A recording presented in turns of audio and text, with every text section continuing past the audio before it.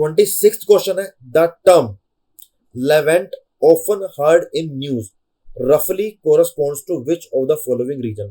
तो देखो, लेवेंट वो रीजन है, वो कंट्रीज को बोला जाता है जो मेडिटेरेनियन हमारे सी के ईस्टर्न साइड की कंट्रीज है।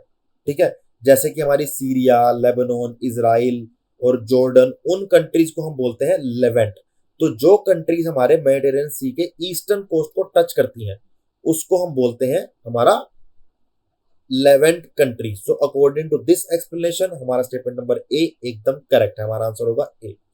आपको यहाँ मैप भी दिया गया है, मैप के अंदर देखो दिखाया गया है जो ये वाला एरिया है हमारा, वो सीरिया, लेबनान, इजराइल, जॉर्डन, ये सब हमारा कौन सा एरिया हो गया, हमारा लेवेंट इनको कंट्रीज को बोलते हैं। तो आगे बढ़ते हैं। Consider the following countries. देखो भाई 5 कंट्रीज दिया, घबराना नहीं है। अजेरबाईजान,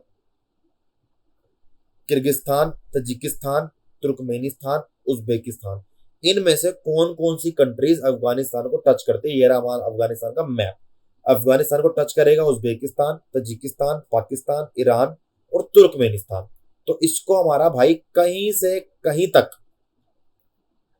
हमारे जो कंट्रीज हैं 1 और 2 अजेरबाईजान और किर्गिस्तान टच नहीं करते। हमारा आंसर होगा सी 3, 4 और 5।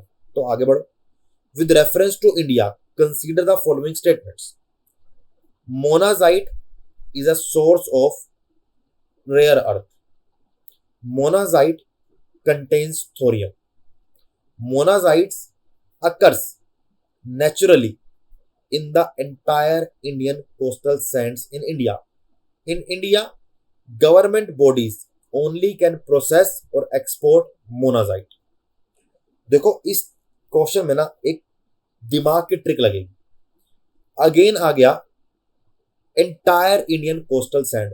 भाई मुझे लगता है कि ऐसा कोई भी मिनरल नहीं है, अगर वो किसी इंडिया के एक कोस्टल एरिया के अंदर मिलता हो तो हर कोस्टल एरिया के अंदर मिलेगा। स्टेटमेंट नंबर 3 एकदम इनकरेक्ट है। मैं कह रहा हूं स्टेटमेंट नंबर 1, 2 और 4 you don't need to read 1, 2 and 4 if you have basic sense of UPSC questions and what kind of questions UPSC ask, then you definitely know that statement number 3 is absolutely incorrect. Entire Indian coastal, भाई ये हो ही नहीं सकता कि कोई एक leave monazite talk about any mineral, you won't find that any mineral, if A B C any mineral, ऐसा हो ही नहीं सकता कि वो पूरे इंडियन कोस्टल सैंड में, इंडियन कोस्टल लैंड में या इंडियन कोस्टल स्टेट्स में मिले। तो थर्ड स्टेटमेंट गलत है।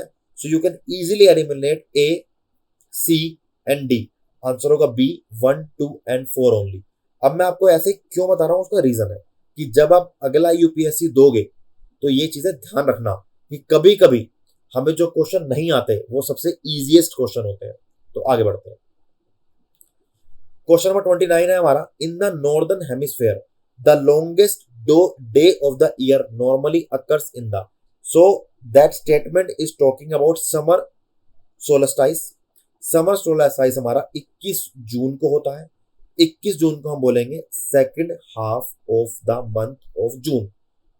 आपके लिए मैंने पिक्चर भी लगाई है, आराम से देखो, आराम से समझो। आंसर मैंने आपको बता दिया है, हमारा आंसर होगा B second half of the month of June. आगे बढ़ते हैं। अब ये नए तरह का क्वेश्चन यूपीएससी ने पूछा। पहले यूपीएससी पूछता था कि इनमें से कौन सा पेयर करेक्ट है, इनकरेक्ट है। अब स्टेट ने पूछा है कि इनमें से कितने पेयर करेक्ट है, कितने पेयर गलत है। एक और चीज यूपीएससी ने फिर बच्चे को घुमा दिया। बच्चा अपना पढ़ पढ़ के परेशान हो रखा बेचारा, और यूपीएससी कुछ और ही पूछ रही है। एलिमिनेशन की बात ही खत्म होगी इस क्वेश्चन में।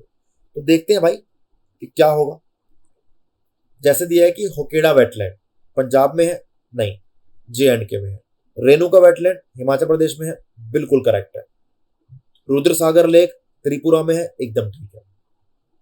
सस्तमकोटा लेक तमिलनाडु में, गलत है, केरला में है। तो अब ये नहीं पता होना जरूरी है कि कौन कौन करेक्ट है, ये पता होना जरूरी है कितने करेक्ट है। तो 2 यहां पे करेक्ट है, आंसर होगा बी ओनली 2 पेयर्स। ठीक है। अगला क्वेश्चन है consider the following statements. A Aarogya Setu, B CoWIN, DigiLocker, Diksha. And I am sure अगर आपने करंट अफेयर्स को बेसिक फॉलो भी किया है तो आपको इन सब चारों के बारे में पता होगा। आरोग्य सेतु कोविन हमारे कोविड से रिलेटेड है, डिजिलो के डॉक्यूमेंट हमारे स्टोर करता है डिजिटली, दीक्षा रिलेटेड है हमारे ऑनलाइन एजुकेशन से। क्वेश्चन ये है कि which of the above are built on top of open source digital platform. ठीक है, तो यहाँ पे 1, 3 एंड 4 करेक्ट है, लेकिन कोविन एक गवर्नमेंट साइट है जिसमें हम अपनी जो हमने वैक्सीनेशन लगवाई थी अपने नंबर को रजिस्टर करते हैं, वैक्सीनेशन की डेट डिसाइड होती है, वैक्सीनेशन कब लगेगी। तो ये एक ओपन सोर्स प्लेटफॉर्म नहीं है। ओपन सोर्स प्लेटफॉर्म वो होता है जहां पे कोई भी डेवलपर जाके चेंज कर सकता है, लेकिन क्लोज सोर्स प्लेटफॉर्म वो होता है जहां पे डेवलपर जाके चेंज नहीं कर सकता। तो आरोग्य सेतु, डिजिलॉकर, दीक्षा, ये सब ओपन सोर्स प्लेटफॉर्म है हमारे, लेकिन सेकंड कोविन नहीं है। तो हमारा आंसर होगा सी, 1, 3 एंड 4। क्वेश्चन नंबर 32 है हमारा, with reference to web 3.0 consider the following statement. This question comes under the science and technology section. Statement number 1, statement number 2, statement number 3 तीनों करेक्ट है भाई। वेब 3.0 हमारा बात करता है डिजिटल डिसेंट्रलाइजेशन की, ब्लॉकचेन की, ऐसे एक सिस्टम की जो किसी कॉरपोरेशन के अंडर नहीं आएगा, वो नॉर्मल लोगों के हाथ में आएगा, वो अपना डाटा खुद कंट्रोल कर पाएंगे। सोशल नेटवर्किंग साइट ब्लॉकचेन के अंडर बनेगी, इनक्रिप्टेड होगी, जिससे कि हमारी जो बिग बिग कंपनीज है like Facebook and other major countries, they would not be able to store our data, they would not be able to influence the people, and ये एक कलेक्टिव एक कॉर्पोरेशन की तरह काम करेगा, यूजर्स के लिए ऑपरेट करेगा। तो तीनों स्टेटमेंट एकदम करेक्ट है और आंसर होगा D, 1, 2 and 3 only. With reference to software as service consider the following statements.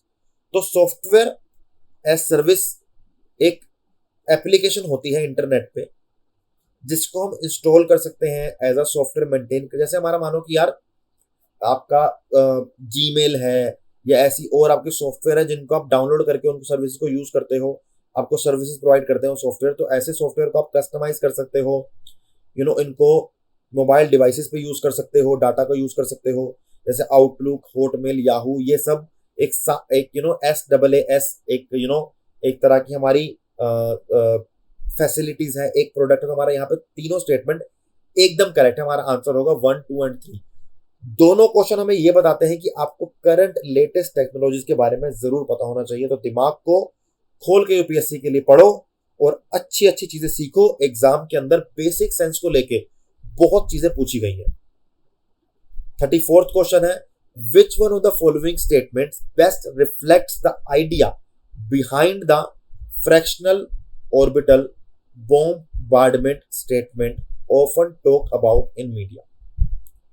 तो एक फ्रैक्शनल ऑर्बिटल बॉम्बार्डमेंट सिस्टम है, ये एक ऐसा वॉरहेड डिलीवरी सिस्टम है जो लो अर्थ ऑर्बिट के अंदर टारगेट को एक टारगेट को एक टारगेट को टारगेट करता है, ऐसे मानते हैं। ठीक है, तो just before reaching the target it deorbits at through a retrograde engine burn. तो उसको एक तरह से ये टारगेट को रिफ्लेक्ट कर देगा दूसरी साइड पे, जिससे कि जो उसका ऑर्बिट है, जो टारगेट है वो डी ऑर्बिट हो जाए, जहां पे गिरना चाहिए वहां नहीं, कहीं और जाके गिरे, जिससे कि जो उस टारगेट का ऑब्जेक्टिव था, जहां पे डिस्ट्रक्शन करना, वो ना कर पाए।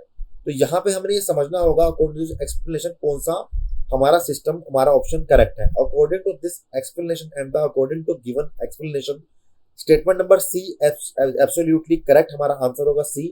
अ missile is put into a stable orbit around the earth and deorbits over a target on the earth. Answer C हमारा एकदम करेक्ट है। आगे बढ़ते हैं। Which one of the following is the context in which the term qubit is mentioned?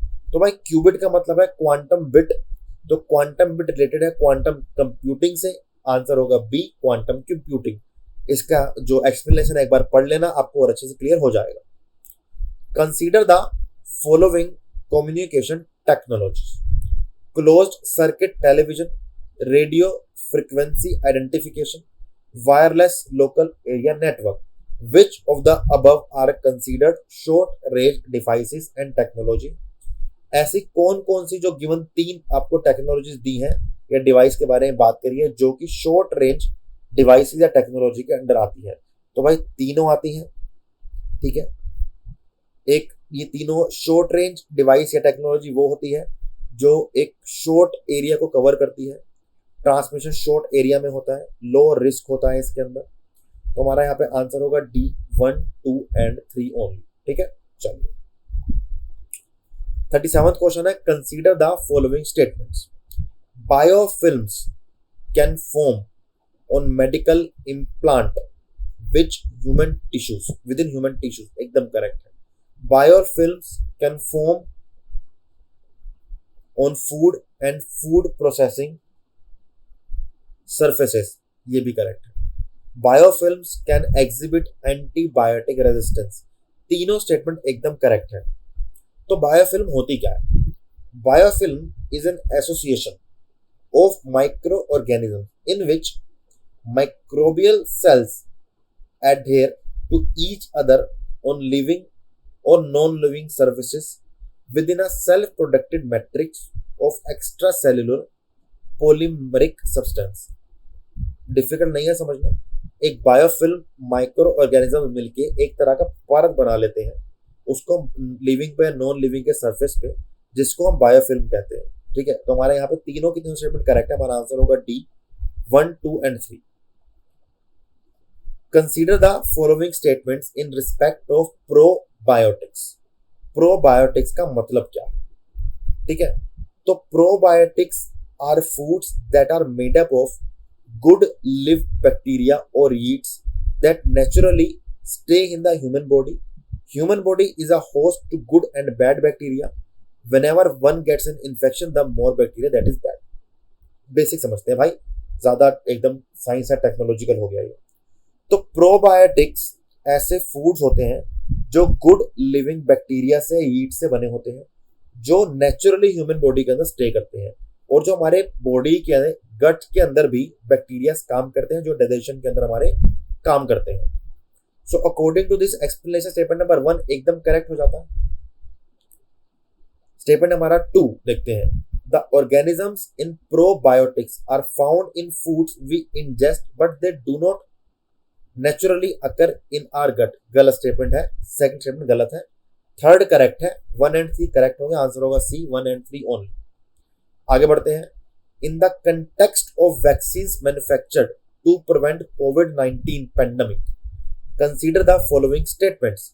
The serum institute of India produced covid vaccine named Covishield using mRNA platform. नहीं, वो mRNA platform use नहीं करता, वो vector based एक ये vaccine है। Statement number 1 यहाँ पे इनकरेक्ट हो जाएगा, ठीक है। स्टेटमेंट नंबर 1 अगर इनकरेक्ट है तो A, C एंड D को we can eliminate, answer should be B 2 and 3 only, ठीक है।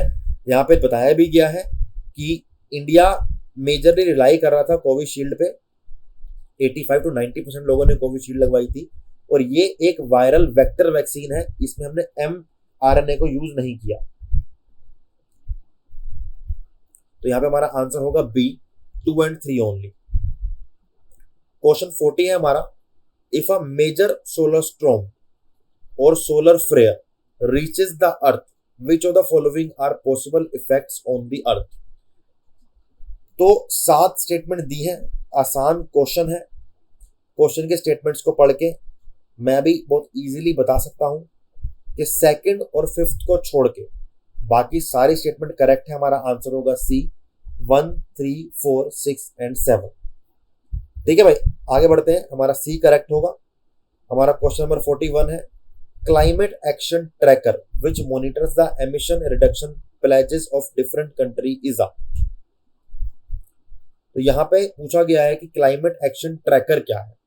तो क्लाइमेट एक्शन ट्रैकर एक तरह का, एक कुछ ऑर्गेनाइजेशंस का एक डाटाबेस है, जो हमारे जो पेरिस एग्रीमेंट के अंदर या बाकी जो हमारे क्लाइमेट को लेके एग्रीमेंट है, जो हम चाहते हैं कि 2 डिग्री के अंदर, इवन 1.5 डिग्री के अंदर हमारा एक टेम्परेचर का जो इंक्रीज है वो रहे, इससे रिलेटेड है हमारा क्लाइमेट एक्शन ट्रैकर, जो क्लाइमेट एक्शन को ट्रैक करता है। ये आता है हमारा कुछ ऑर्गेनाइजेशंस के अंदर, तो ये यूएन के अंदर, आईपीसीसी के अंदर या यूनाइटेड नेशन प्रोग्राम के अंदर नहीं आता। ये एक अलग ही हमारा प्रोडक्ट है, अलग ही क्लाइमेट एक्शन का एक एक यूनिट है और एक प्रोडक्ट है। तो इसका हमारा आंसर होगा A, database created by coalition of research organisation. Answer होगा हमारा ए ओनली। क्वेश्चन 42 है हमारा, consider the following statements. The climate group is an international non profit organisation that drives climate action by building large networks and run them. The International Energy Agency, in partnership with Climate Group, launched a global initiative EP100. EP100 brings together leading companies committed to driving innovation in energy efficiency and increasing competitiveness while delivering on emission reduction goals. यहाँ पे अभी तक हमारा statement number 2 एकदम गलत है भाई। International energy agency का क्लाइमेट ग्रुप से कोई काम नहीं है, ये अलग है, ये दोनों अलग है। स्टेटमेंट नंबर 2 हमारा गलत होगा। और इंडियन कंपनी भी इसमें एक इंक्लूड अभी रिसेंटली हुई थी, हम नाम देखते हैं उसका क्या है। तो महिंद्रा एंड महिंद्रा वो कंपनी है जो पहली कंपनी बनी थी EP100 के अंदर। तो according to given explanation we can say हमारा ऑप्शन नंबर बी एकदम करेक्ट है। 1, 3 एंड 4 तीनों करेक्ट स्टेटमेंट है। सेकंड एंड फिफ्थ हमारी गलत स्टेटमेंट है। तो हमारा आंसर होगा बी, 1, 3 एंड 4 ओनली। ठीक है, आगे बढ़ते हैं। हमारा क्वेश्चन नंबर 43 है, if rain forest and tropical forest are the lungs of the earth then surely wetland function as its kidney. So which one of the following function of wetland best reflect the above statement. कहा गया है कि अगर rain forest और tropical forest earth के lungs हैं then kidneys हमारे wetland है। ठीक है, तो विच of the following functions of wetland best reflect. ठीक है जी, तो अगर रेन फॉरेस्ट और हमारे ट्रॉपिकल फॉरेस्ट अर्थ की सांसें हैं, अर्थ को एक तरह से पूरा अर्थ को चलाती हैं, और किडनी जैसे हमारी बॉडी के अंदर हमारी टॉक्सिक एजेंट्स को, टॉक्सिक चीजों को बाहर निकालती है, तो ऐसे हमारा वेटलैंड काम करता है। तो अगर हम इस तरीके से देखेंगे तो स्टेटमेंट नंबर 1 हमारा एकदम करेक्ट होगा, that water cycle in wetland involve surface runoff, subsoil percolation and evaporation. तो हमारा स्टेटमेंट नंबर 1 एकदम करेक्ट होगा, हमारा आंसर है ए। आगे बढ़ते हैं। तो हमारा क्वेश्चन नंबर 44 है, in the context of in WHO air quality guidelines consider the following statements. In 24 hours mean of PM 2.5 should not exceed 15 and annual mean of PM 2.5 should not exceed 5। Statement number 1 तो देखो एकदम correct है, ऐसा लिखा हुआ है guidelines में, but statement number 2 हमारा यहाँ पे करेक्ट नहीं है। जो हाईएस्ट इंक्रीमेंट है हमारा ओजोन का वो सनी वेदर में होता है, हमारा एक इंक्रीमेंट वेदर में नहीं होता। तो सेकंड स्टेटमेंट गलत है। थर्ड स्टेटमेंट भी गलत है। लंग बैरियर के अंदर PM10 can penetrate, but we do not have any sign or any stat about it that PM10 can enter into the or penetrate into the bloodstream. तो statement number 3 यहाँ पे गलत है। 1 and 4 एकदम correct statement, हमारा answer होगा B, 1 and 4 only. आगे बढ़ते हैं। विद रेफरेंस टू गुची और गुकी sometimes mentioned in news consider the following statements. तो गुकी इज अ मशरूम, एक इसको लेके एक मीम भी चल रहा है इंटरनेट पे, कई लोगों ने शेयर भी है कि मीम को भी अब पढ़ना पड़ेगा यूपीएससी क्लियर करने के लिए। So it's a fungus, it's one of kind of a mushroom and mushroom is a fungus. So statement number 1 is absolutely correct. It grows in some Himalayan forest area, so it grows in at foothills of Himalaya, not at the forest area. तो statement number 2 यहाँ पे गलत है, इसलिए हमारा answer होगा यहाँ पे 1।